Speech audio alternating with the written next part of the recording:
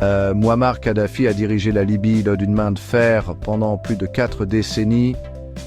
Son régime, caractérisé à la fois par une répression brutale et des politiques panafricaines ambitieuses, s'est finalement effondré en octobre 2011. Cela faisait suite à des mois de soulèvements populaires et à une intervention militaire dirigée par l'OTAN. Le monde a assisté à la fin violente du règne de Kadhafi, mais les célébrations de sa disparition ont été rapidement éclipsées par la prise de conscience que son éviction avait ouvert une boîte de Pandore d'instabilité dans la région et au-delà. La chute de Kadhafi a été un tournant, non seulement pour la Libye, mais pour tout le continent africain. Son absence a laissé un vide dans le leadership et un vide de pouvoir que diverses factions, internes et externes, se sont précipitées pour combler. Le chaos qui a suivi a eu un effet domino, déstabilisant les pays voisins et envoyant des ondes de choc jusqu'en Europe. L'espoir d'une nouvelle ère de démocratie et de prospérité en Libye s'est rapidement estompé, alors que le pays sombrait dans la violence et l'anarchie. Le monde avait sous-estimé la complexité de la construction d'une nation dans un contexte post-autoritaire, et les conséquences de cette erreur d'appréciation continuent de se faire sentir aujourd'hui. L'une des conséquences les plus immédiates et les plus dévastatrices de la chute de Kadhafi a été la prolifération des armes provenant des vastes stocks militaires libyens. Avec l'État libyen en plein désarroi, ses arsenaux, regorgeant d'armes légères, d'armes lourdes et même de missiles solaires, sont devenus des proies faciles pour divers groupes armés. Ce flux incontrôlé d'armes a alimenté les conflits existants et en a déclenché de nouveaux, transformant la région du Sahel en un foyer d'instabilité. Au Mali, l'afflux d'armes libyennes a renforcé les rebelles Touaregs qui ont lancé une insurrection en 2012. Leur objectif initial était l'autonomie de la région nord de l'Azawad, mais la rébellion a été rapidement détournée par des groupes extrémistes comme Al-Qaïda au Maghreb islamique et Ansar Dine. Ces groupes ont exploité le chaos, prenant le contrôle de vastes territoires et imposant leur interprétation brutale de la loi islamique. Le Nigeria a également ressenti l'impact de la propagation des armes libyennes. Boko Haram, un groupe djihadiste connu pour sa brutalité, a eu accès à des armes sophistiquées, renforçant son insurrection dans le nord-est du Nigeria et dans les pays voisins.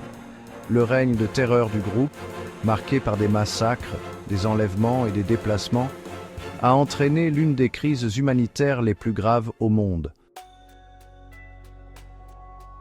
La disparition de Kadhafi, bien qu'accueillie favorablement par de nombreux Libyens, a également marqué le début d'une nouvelle lutte, la tâche ardue de construire un État fonctionnel sur les cendres de la dictature. Malheureusement, cette transition s'est avérée beaucoup plus difficile que prévu. L'absence d'institutions fortes, conjuguée à la prolifération des groupes armés et à des rivalités tribales profondément ancrées, a plongé la Libye dans un état de chaos apparemment inextricable. Le vide du pouvoir, créé par le départ de Kadhafi, a été rapidement comblé par une multitude de milices, chacune se disputant le contrôle du territoire et des ressources. Ces groupes, souvent avec des alliances et des objectifs changeants, ont transformé la Libye en une mosaïque de fiefs, sapant toute tentative d'établissement d'un gouvernement central. Cette instabilité a créé un terrain fertile pour que des organisations terroristes, comme l'État islamique, prennent pied en Libye. Le pays, autrefois symbole des ambitions panafricaines de Kadhafi, est devenu synonyme d'État défaillant, un rappel brutal des dangers de renverser un dictateur sans un plan viable pour une transition pacifique. Le coût humain de cet échec est incommensurable, avec d'innombrables vies perdues et une génération marquée par les conflits et les déplacements. Le printemps arabe, une vague de soulèvements pro-démocratie, a déferlé sur le Moyen-Orient et l'Afrique du Nord au début des années 2010. Parmi les pays profondément touchés figurait la Libye.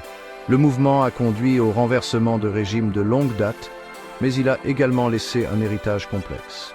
En Libye, la chute du régime de Mouammar Kadhafi a créé un vide du pouvoir, entraînant un conflit prolongé et une instabilité. Les répliques du printemps arabe continuent de façonner le paysage politique de la région, soulignant à la fois l'espoir de changement et les défis pour parvenir à une paix durable. La chute du régime de Kadhafi a entraîné une augmentation significative des flux migratoires de la Libye vers l'Europe. Beaucoup fuyaient le chaos et la violence qui ont suivi. Cependant, cette vague migratoire a également apporté avec elle la peur du terrorisme. Les nations européennes ont été confrontées au défi de distinguer entre ceux qui cherchaient refuge et les menaces potentielles. Le spectre du terrorisme planait, compliquant une situation humanitaire déjà désastreuse. Une fois la poussière retombée, beaucoup ont commencé à remettre en question l'intervention de l'OTAN en Libye. Était-ce la bonne décision? A-t-elle causé plus de mal que de bien? Les critiques soutiennent que l'intervention manquait d'un plan clair post-Kadhafi, laissant un vide du pouvoir qui a alimenté l'instabilité.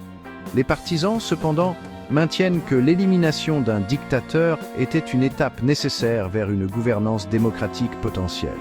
Le débat continue, avec des leçons à tirer pour les futures interventions internationales. La chute de Kadhafi a eu des conséquences considérables, non seulement pour la Libye, mais pour toute la région. Le vide du pouvoir a conduit à l'essor de milices et de groupes armés se disputant le contrôle. Les pays voisins ont ressenti les répercussions, alors que les armes et les combattants traversaient les frontières, déstabilisant la région. Le rêve d'une Libye pacifique et démocratique reste insaisissable, la nation étant toujours aux prises avec les conséquences du renversement de Kadhafi. Malgré les troubles, l'esprit africain reste résilient. Les communautés se sont rassemblées, faisant preuve d'une force et d'une solidarité remarquables face à l'adversité. Les mouvements populaires et les initiatives locales travaillent sans relâche pour reconstruire et apporter des changements positifs. La résilience et la détermination du peuple africain continuent de briller, offrant l'espoir d'un avenir meilleur